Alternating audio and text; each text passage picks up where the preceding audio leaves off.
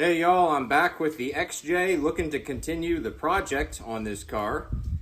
It has been 3 months since my last video, so I did take a little bit of a break there as we made our way through the summer. It's late September now, and while it still feels like summer out here, I know inevitably we will have cooler weather, decreasing temperatures, and increasing motivation for me to be out here working on vehicles. So, I'm fired up about getting back into the project. What's going on with the car? I've been just driving it around since the last video, but there have been a few things to talk about. So, probably put about 1,000 miles on the car. It rolled over 100,000, so there's a big milestone for it. And it's been overall pretty good, but we got a check engine light on now. And took it to the parts store, and they put a scanner on it and told me it's got a lean condition. So we'll look at that here in a second, but we do have a check engine light for lean condition. The transmission is shifting a little rough too, especially when cold, really only when cold.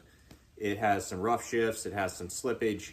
After a couple miles of driving, it seems to be perfect for the rest of the day. All right, so in the last video, we had electrical issues, we had a security system issue, and ultimately needed a new battery. Got that taken care of.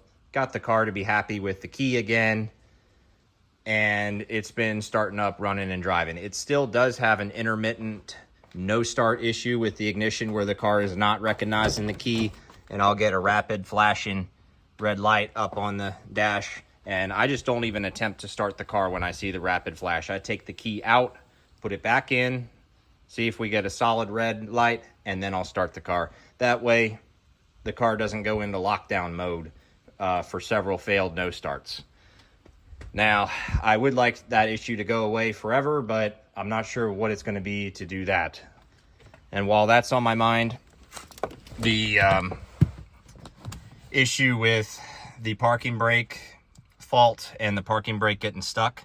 So the solution I settled on, since the calibration didn't work, the new battery didn't work. So what I do is I hold the parking brake button down while I take the key out of the car. Prevents it from clamping down. You just have to remember to do that. Anyways, we were talking about check engine lights. I don't have my key on me right now, but we have a check engine light for lean condition. Let's pop the hood and take a look under the hood. So what I've settled on is we're gonna have to replace the mass airflow sensor.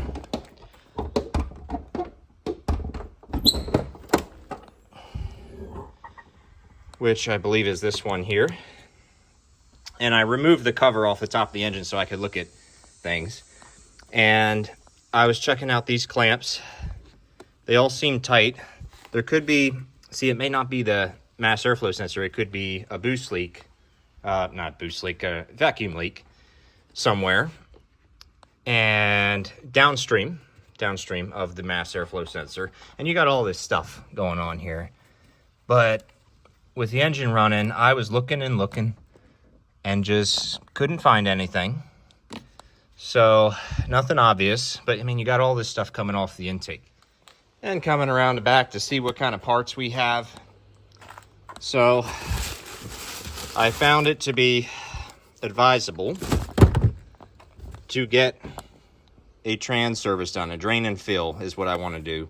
Just try and get some fresh oil in the trans. So we have the ZF Lifeguard fluid. I'm going to need some stubby Allen wrenches to have any chance to be able to work in confined spaces under the car. So I'm waiting for my new stubbies to show up in the mail. And then we got some sway bar links because we do have some clunkiness in this. A lot of people replace a lot of parts, and then these are very cheap and easy to replace relative to other things. So I thought, while we go in there to inspect things, let's do something while we're in there. And so I got these.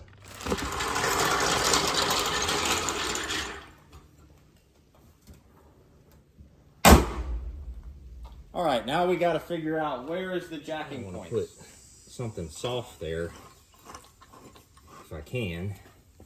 It'll clear.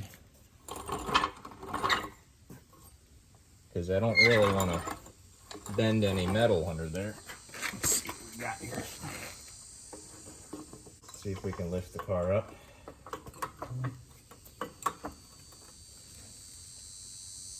good.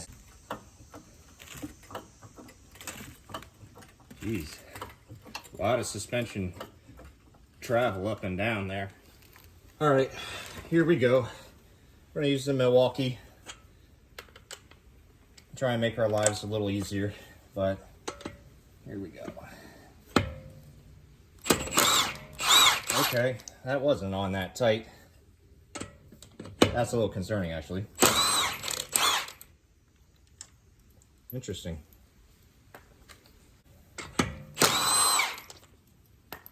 Yeah, they didn't stand too much of a chance.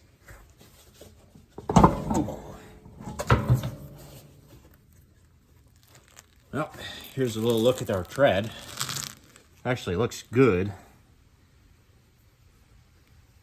It's evenly wearing and... All right, as we get in here, so our upper control arm boot on the ball joint is disintegrated and gone. But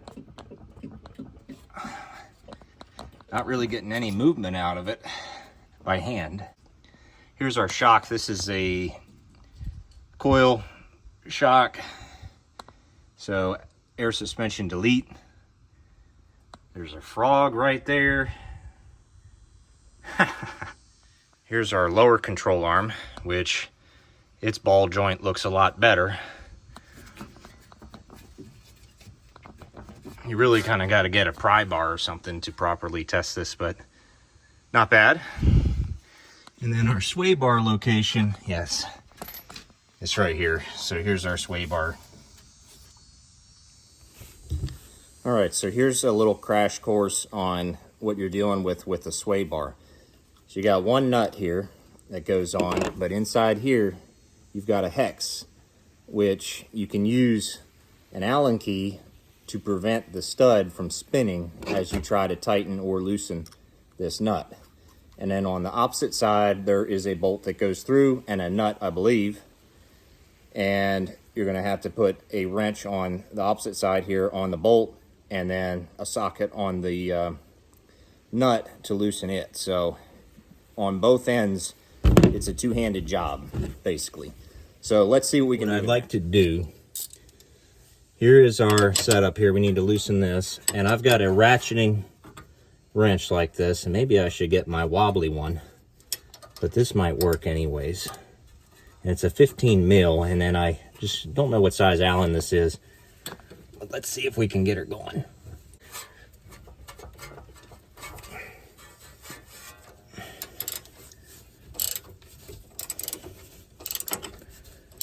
All right, and so far it's not, stud isn't spinning. Haven't really needed the Allen. This is a lot easier than a crescent wrench, I will say.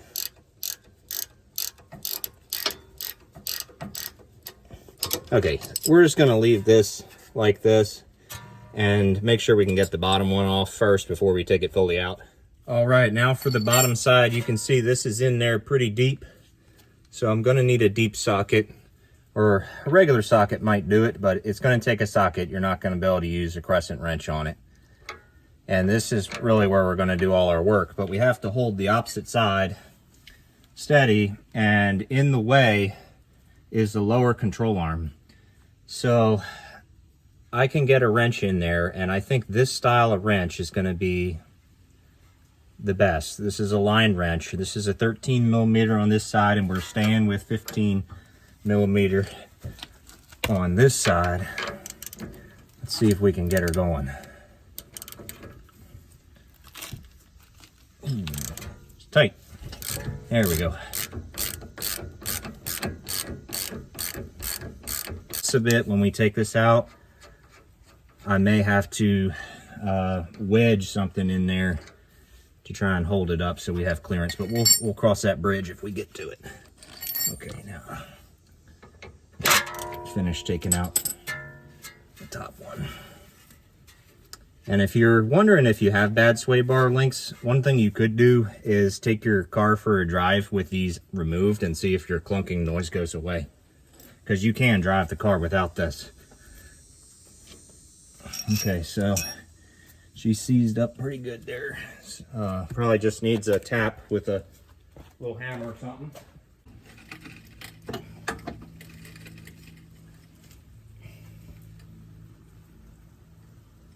That tie rod boot does not look good either.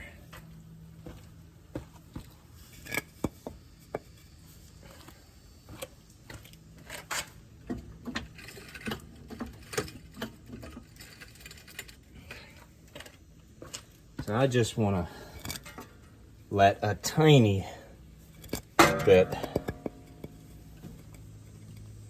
I'll do it like that, tiny bit of height off the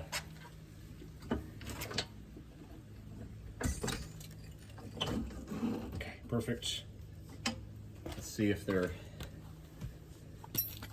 loose.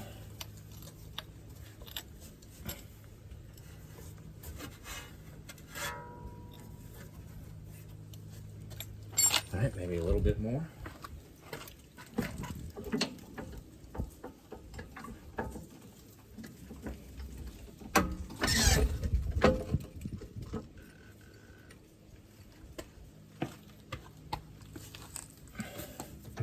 Perfect. All right. So just had to jack this a little bit. There we go. I'm just going to take one of these. One of these we're going to have to reuse. The other one we have a new nut for. If I could just get these threaded a little bit and snug, it'll be golden.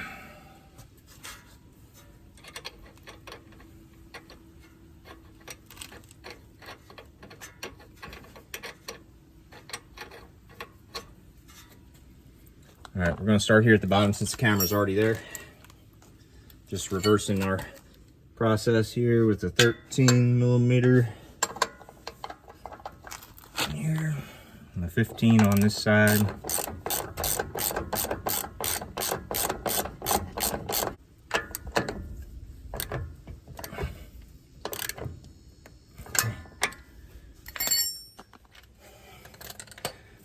Okay, so for this one, we need, probably gonna need the Allen this time.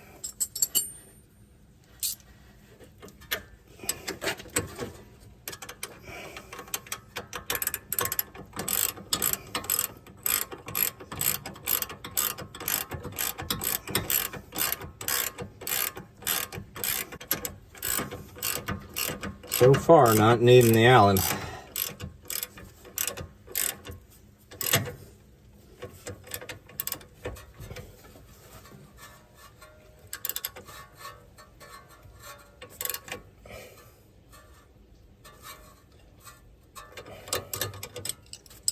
All right, got the top.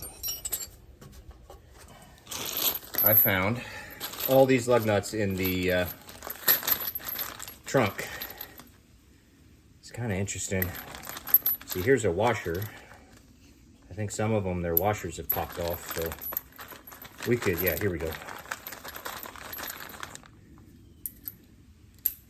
Yep. We could convert to these since I like them, but let's see how these are when we get them off.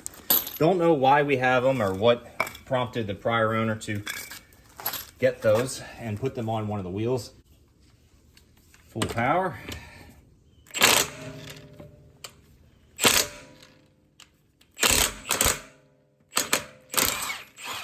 Okay. That one was on tight. Gosh, dog.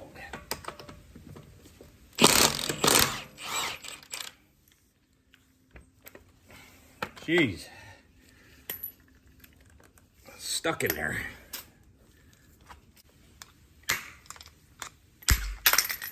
What the heck? All right, so maybe we have one little curveball on the passenger side that we didn't have over there.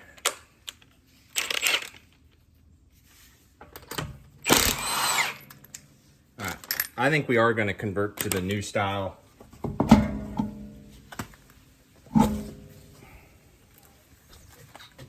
The brakes look, pads look good.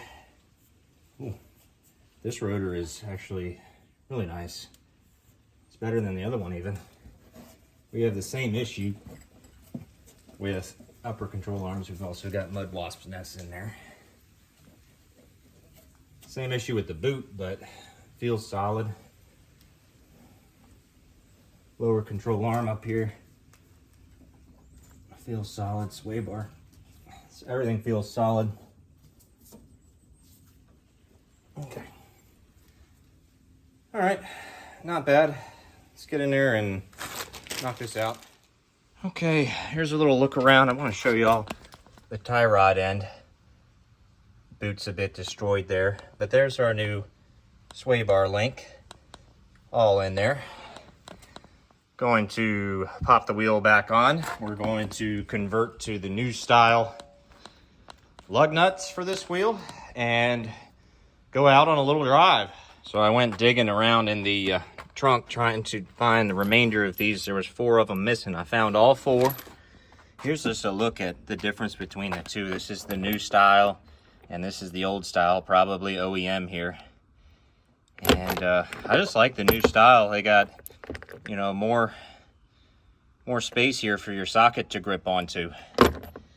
So we may eventually convert all 4 wheels because we have them. All right, it is test drive time, and we can discuss some other things while we're in here. See where we're going for either the rest of this video, or I might end this video here and start the next one. So there's our parking brake fault. But if I turn the key on, see solid red, that's good. Fires right up.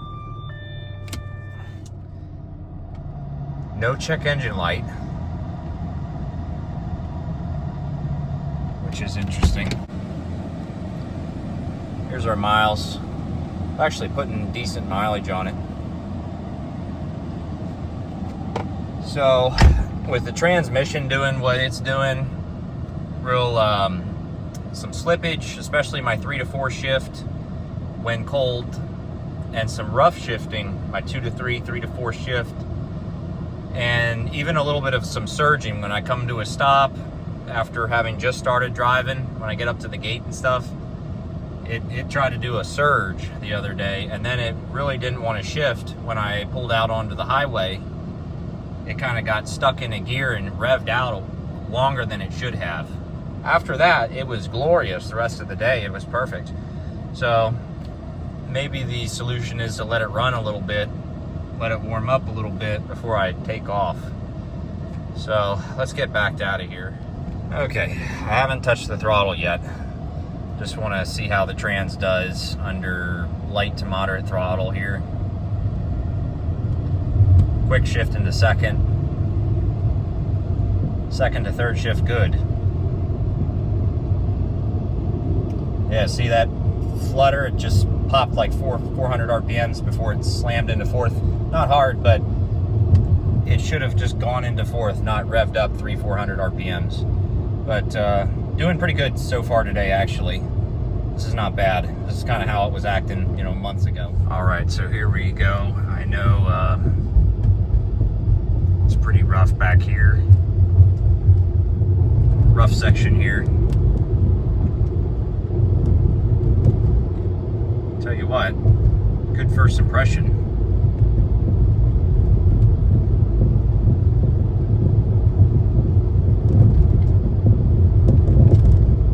Yeah, there's still a little poppiness, but I feel like it's improved considerably. So after the test drive, I think we did make a noticeable improvement with the new sway bar links. I'm pretty happy with how the car is driving right now, but I wouldn't say we have 100% eliminated all clunkiness from the front suspension. There's still a little bit there. Probably the upper control arm bushings are the culprit. That would be my top suspect.